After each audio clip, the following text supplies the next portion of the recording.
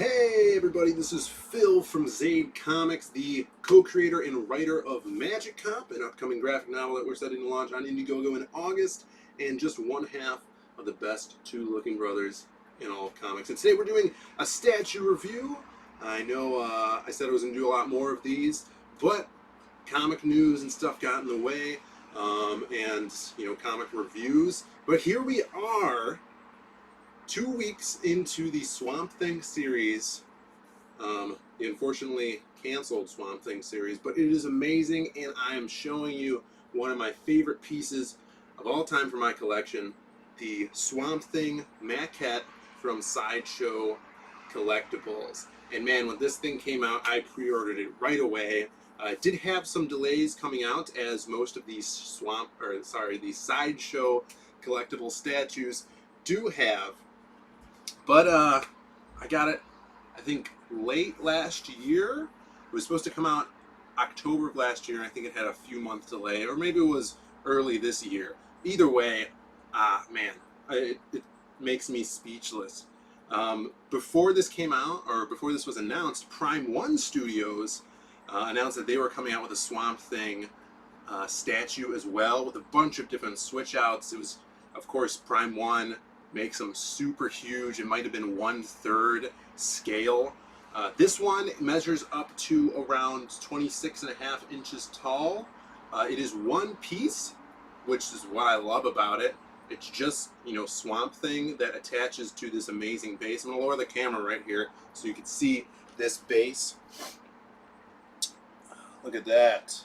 And we'll get some close-up shots of that base. Post them up right now. And yeah, the Prime One statue, I'll put that on screen.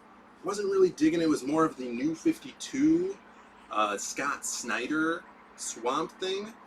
And he had some weird change outs to put like a shield on his arm to make his arm look like a sword, stuff like that.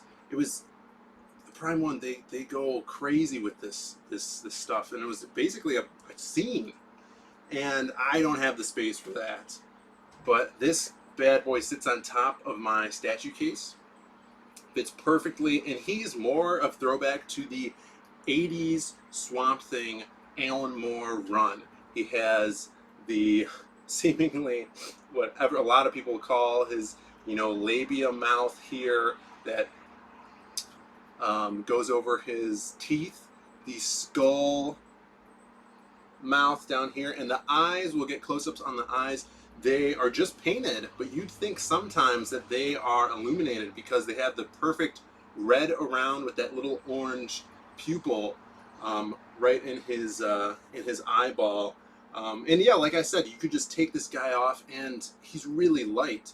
This is, I'm thinking PVC or yeah, it's a plastic. It's not polystone, so it cuts back down on the price and the weight of the product. The heaviest part about this whole statue is the base, which is good. It's a wide, sturdy base, and like I said, it is an environment in itself. I'm a huge fan, if you ever watch my other statue review videos, of making the base part of the statue, setting a scene with it, utilizing that as a piece of art. And we see that a lot in Sideshow, and other companies like XM and Prime One does that very well. And when you're, dropping, man, this was, I think this was like $815. When you're paying that out of the gate at a retail price, you want the base to be incorporated with this beautiful art. As you can see, the base has water effects in it. We'll put up pictures of that. So he is stepping through the swamp, basically. He has some animals on here, some wildlife, a snake and snapping turtle, which when everyone saw that, everyone loved this little snapping turtle. And yeah, let's get on to the exclusive part of this statue. If you pre-ordered it and you checked off that you wanted the exclusive statue, it did come with another little piece that was free of charge, and that is the classic Swamp Thing villain, Cranius. Look at this creepy mofo.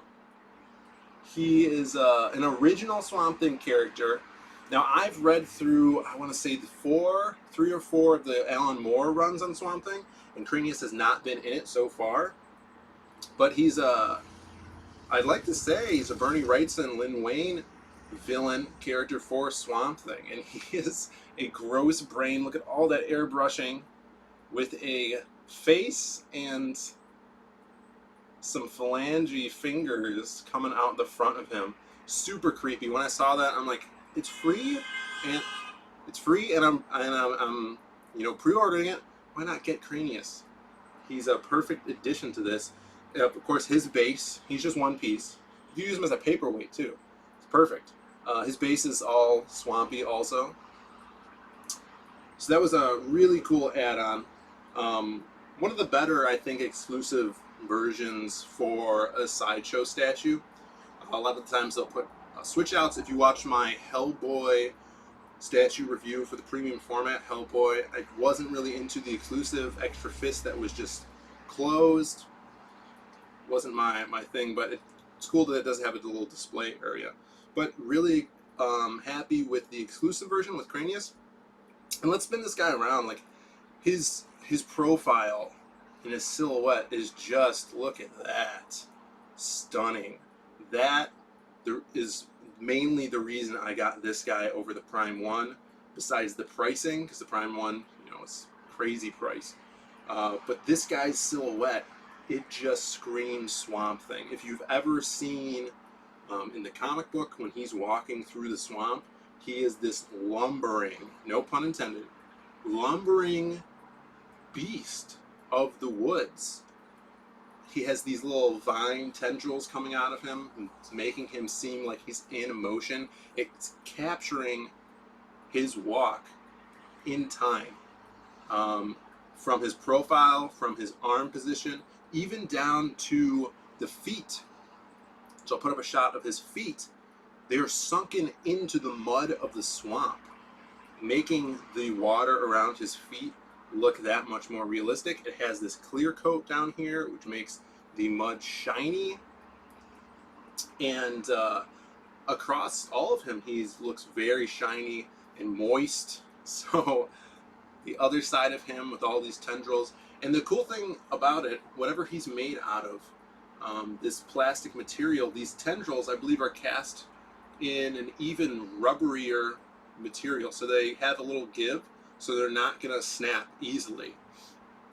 You could push on them. You can't rearrange them, or, they don't have a wire in them where you could bend them and have them stay, but they do have give. The ones on his arm here are more rigid, but the ones that Sideshow knew needed some play do have that play. We'll do a back shot here. You can see all of the muscle groups that Swamp Thing's foliage creates for him is spot on, gives him that muscular structure, and Easter eggs for the die-hard Swamp Thing fans. On his back, he does have these sweet potato tubers that he breaks off and feeds Abigail Arcane to go on that intimate psychedelic trip where they have their sexual connection, which is a awesome part of the moment, or a moment in the Alan Moore Swamp Thing comics, and it was super gratifying to see these little tubers on his back, because the back is a very large space on a statue, and for a lot of characters you don't have a lot of creativity you could put into that, but on here, a big payoff on here. I love that they have that Easter egg in there. And like, if you have a motorized, Lazy Susan for your statues to spin, this would definitely be a statue to have that on.